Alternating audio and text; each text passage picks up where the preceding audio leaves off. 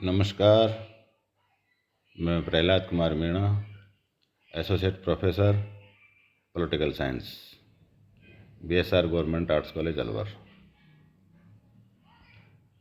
इस ई content class में आप सभी का स्वागत है। यह video BA part first paper second और honours part first paper second के लिए तैयार किया गया है। इससे पहले के वीडियो में हमने राज्य की दिनचर्या, अर्थशास्त्र और राजा की योग्यताओं के बारे में चर्चा की थी। इस वीडियो में हम राज्य की उत्पत्ति का जो समझौता सिद्धांत कौटिल्य द्वारा दिया गया या आचार्य विष्णुगुप्त द्वारा दिया गया, उसके बाद राजा अपनी व्यस्त दिनचर्या और प्रजाहित के कार्य करते हुए कौन कौन से ऐसे कार्य जो अर्थशास्त्र में बताए गए हैं उन कार्यों के बारे में चर्चा करेंगे। कौटिल्य ने अपने अर्थशास्त्र में राजा को प्रजा के हित के अलावा राजा का कोई सुख नहीं होता है। इसी संदर्भ में हम ये है कि राजा प्रजा हित के कार्य करते रहे।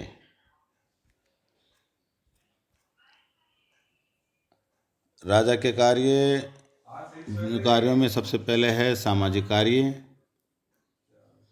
मनु कहता है कि समाज के 4 वर्ण हैं,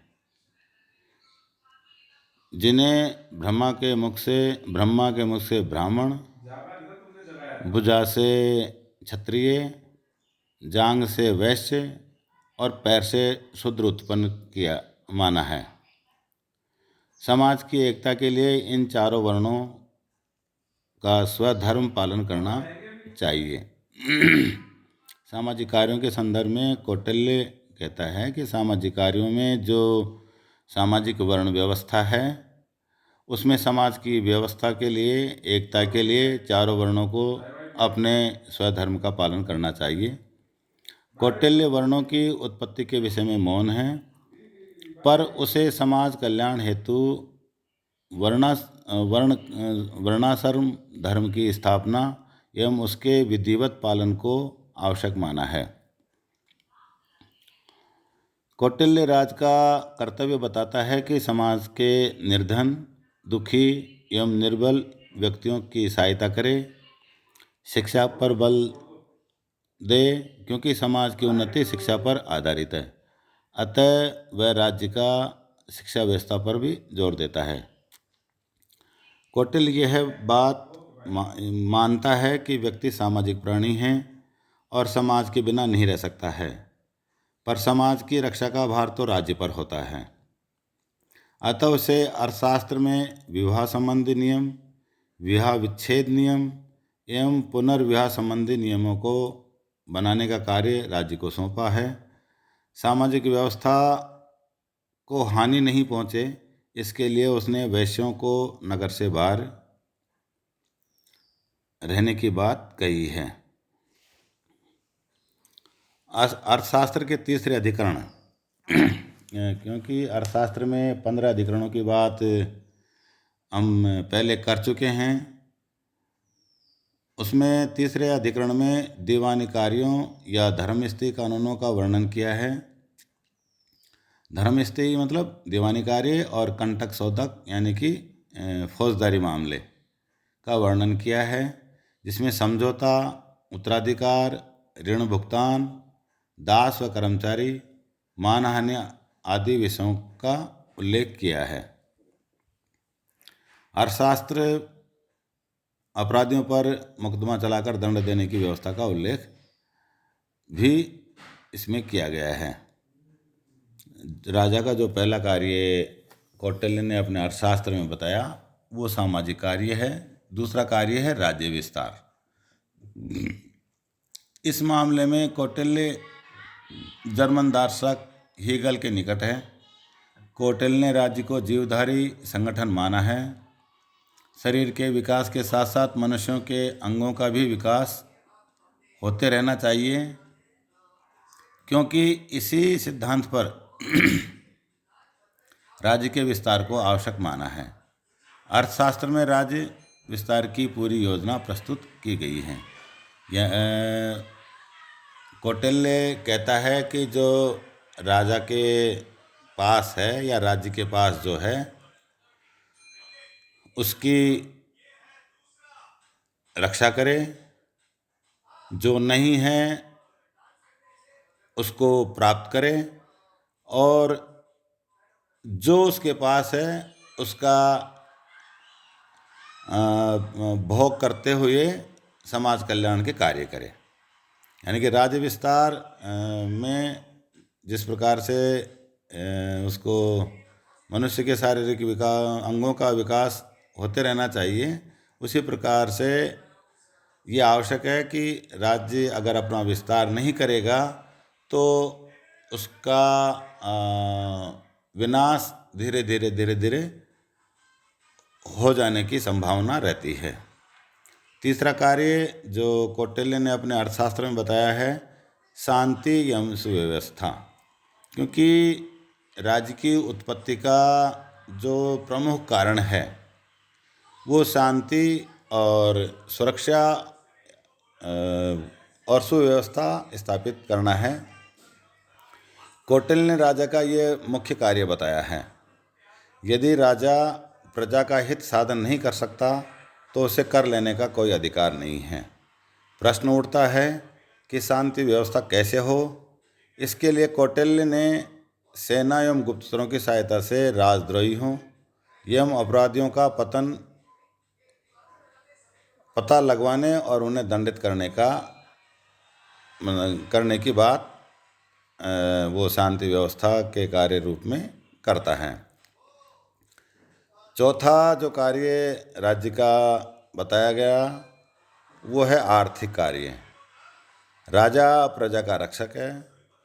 कौटिल्य समाजवादियों या साम्यवादियों की तरह उद्योग धंधों पर या कृषि पर राज्य के नियंत्रण की बात करता है। विदेशी व्यापार तथा देशी उत्पादन में संतुलन रखना चाहिए। कौटिल्य कल्याणकारी राज्य की स्थापना करना चाहता है। यानी कि आर्थिक कार्यों में कल्याणकारी राज्य की स्थापना तभी हो सकती है जब राजा उद्योग धंधों, इसमें कृषि, व्यापार, पशुपालन, इन सब पर अपना नियंत्रण रखे तथा विदेशी व्यापार और देशी उत्पादनों के बीच में भी संतुलन रखे और उनसे प्राप्त आय को वो जन कल्याण में खर्च करे, तभी लोक कल्याणकारी राज्य की स्थापना संभव हो सकती है। नंबर 5 पे जो राज्य का कार्य बताया है, बाह्य सुरक्षा का प्रबंध। राजा को इसके लिए श्याम, दाम, दंड भेद की नीति अपनानी चाहिए। श्याम का मतलब बातचीत या संधि, दाम का मतलब कुछ लोभ लालच देकर, दंड का मतलब उसे दंडित देकर प्रताड़ित करके, और भेद यानी कि कूटनीति का इस्तेमाल करके अपने राज्य की बाहरी दुश्मनों से रक्षा करनी चाहिए। इसके अतिरिक्त सेना, दुर्ग तथा पुल का निर्माण कर सकता है। कौटिल्य ने विस्तारवादी नीति का समर्थन किया है। छठा जो कार्य कौटिल्य ने अपने अर्थशास्त्र में बताया है वो है प्रजा की रक्षा। कौटिल्य राजा को प्रजा सेवक तथा प्रजा रक्षक मानता है। राज्य कर्मचारियों, साहूकारों एवं व्यापारियों से प्रजा की रक्षा करनी चाहिए। वह गुप्तचरों द्वारा पता लगवाए कि कौन सा राज्य कर्मचारी घूसखोरी अथवा दूसरे तरीकों से जनता को नुकसान पहुंचा रहा है। ऐसे कर्मचारियों को यथोचित दंड राजा को देना चाहिए। यानी कि प्रजा की रक्षा और प्रजा सेवक के रूप में वो रहते हुए करें। इसमें राज्य कर्मचारियों, साहूकारों, व्यापारियों आदि से भी वो प्रजा के शोषण से रक्षा करें। केवल बाह्य सुरक्षा का प्रबंध ही राजा द्वारा नहीं किया जाना चाहिए, उसे आंतरिक सुरक्षा में जो साहूकार, व्यापारी, राज्य कर्मचारियों के द्वारा जो शोषण की संभावना या सामान्य जनता को पीड़ित करने की संभावना होती हैं, उनको उनका पता करके उनको दंडित करना चाहिए। इस प्रकार वो राजा की रक्षा करें। नंबर 7 पे जो कार्य बताया है, सामाजिक व सांस्कृतिक कार्य। कौटिल्य मानव जीवन को पूरी तरह से नियंत्रण करना चाहता था। वह राज्य कार्यों को न केवल राजनीतिक कार्यों तक ही सीमित रखना चाहता था, बल्कि आर्थिक, सामाजिक, सांस्कृतिक कार्यों तक विस्तृत करना चाहता था। उसने राजा का यह भी कर्तव्य बताया कि उसे राज्य में पति पत्नी, भाई बहन, पिता पुत्र, गुरु शिष्य अपने अपने कार्य का स्वधर्म में लगे हुए हैं या नहीं, इसका भी उसको ध्यान रखना चाहिए, ताकि सामाजिक और सांस्कृतिक व्यवस्था बनी रह सके और वो किसी भी प्रकार का उनमें समाज का, चाहे पति पत्नी का संबंध हो, चाहे भाई बहन का संबंध हो, चाहे पिता पुत्र का हो, चाहे गुरु शिष्य का हो, वो सब अपने स्वधर्म का पालन करते हैं या नहीं करते हैं। और यदि नहीं करते हैं तो उनको अपने स्वधर्म पालन करने के लिए उनको बाध्य किया जाए। प्रजा की शिक्षा की व्यवस्था, उनके मनोरंजन की व्यवस्था, कला साहित्य के विकास की व्यवस्था राजा को करनी चाहिए। प्रजा की सर्वांग उन्नति के लिए राजा व राज्य जिम्मेदार हैं। इस प्रकार कौटिल्य लोक कल्याणकारी राज्य की स्थापना का पक्षधारी था। प्रजा के सुख में ही राजा का सुख है, प्रजा के हित में ही उसका हित है। राजा का अपना प्रिय या सुख कुछ भी नहीं है, सारा सुख प्रजा के सुख में ही निहित है। नंबर 8 पे जो कार्य राज्य के द्वारा किया जाना चाहिए वो बताया है न्यायिक कार्य। सारे कार्य प्रजा करती रहे, सामाजिक व्यवस्था के संदर्भ में, चाहे प्रजा रक्षा के संबंध में, आर्थिक कार्यों के संबंध में, राज्य विस्तार के संबंध में, और सभी प्रकार के कार्य अगर राजा करता है और न्यायिक कार्य अगर उसके द्वारा नहीं किए जाएं तो सारे कार्य विफल होने की संभावना रहती है और धीरे धीरे वो राज्य रूपी संगठन जो मानव द्वारा निर्मित एक समझौते के तहत उसका जन्म हुआ, उसके विनाश की संभावना बढ़ जाती है और फिर वही समाज में मत्स्य न्याय की व्यवस्था स्थापित हो सकती है यदि राजा द्वारा न्यायिक कार्य नहीं किए गए। क्योंकि अपराधी चाहे राज्य कर्मचारी हो, चाहे सेना हो, चाहे सामान्य प्रजा हो, चाहे व्यापारी हो, चाहे कोई भी हो, अगर उनको अपराध करने पर दंडित नहीं किया जाए तो लोक कल्याणकारी राज्य की स्थापना, जिसकी कल्पना कौटिल्य द्वारा अर्थशास्त्र में बताई गई है, वो उसकी स्थापना नहीं की जा सकती। कौटिल्य ने न्याय को राज्य का आवश्यक कार्य बताया है। कौटिल्य ने अरस्तु की भांति न्याय को 2 भागों में बांटा है। नंबर 1 वितरणात्मक न्याय और दूसरा है सुधारात्मक न्याय। वितरणात्मक न्याय यह राज्य का सकारात्मक दायित्व है। इस दायित्व की पूर्ति के द्वारा राज्य यह सुनिश्चित करे कि प्रजा का कोई भी वर्ग अभावग्रस्त नहीं हो तथा समाज में साधनों का वितरण न्याय, योग्यता और औचित्य के सिद्धांत के अनुसार हो। वितरणात्मक न्याय में यह है कि जो भी संसाधन राज्य के पास हैं उनका वितरण ज़रूरतमंदों को या भावग्रस्त लोगों को हो, उचित न्याय की व्यवस्था हो और योग्य व्यक्तियों में पुरस्कारों का और उपाधियों का वितरण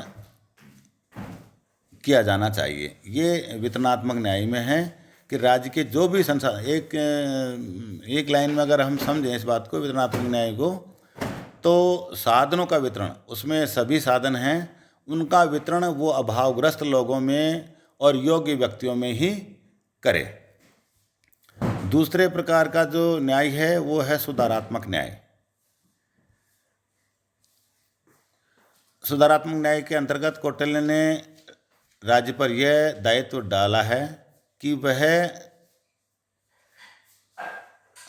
कानून के उल्लंघन द्वारा प्रजा के अधिकारों का अतिक्रमण करने वाले व्यक्तियों को सुनिश्चित दंड देकर तथा प्रजा के विभिन्न कार्यों वर्गों के मध्य किसी अधिकार के प्रश्न पर मतभेद या विवाद हो जाने पर उसका समुचित निपटारा करके प्रजा के अधिकारों की रक्षा करे।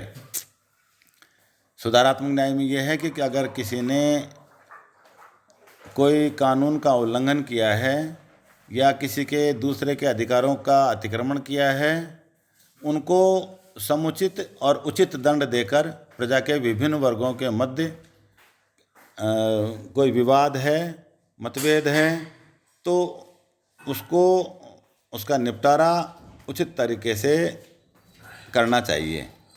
कौटिल्य ने शासक को न्यायिक शक्ति का सतर्कतापूर्वक प्रयोग करने का परामर्श दिया है। जो राजा इसका उचित प्रयोग नहीं करता उसको गंभीर परिणाम भुगतने पड़ते हैं।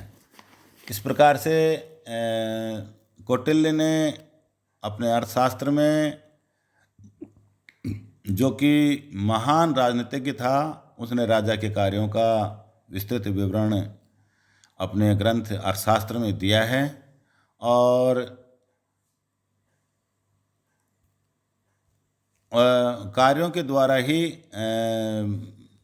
राज्य की सुव्यवस्थित स्थिति जन कल्याणकारी कार्यों को कर सकती है। इस ई क्लास में आज इतना ही। धन्यवाद। अगले वीडियो में हम किसी दूसरे टॉपिक पर चर्चा करेंगे। तब तक धन्यवाद। घर में रहें, सुरक्षित रहें।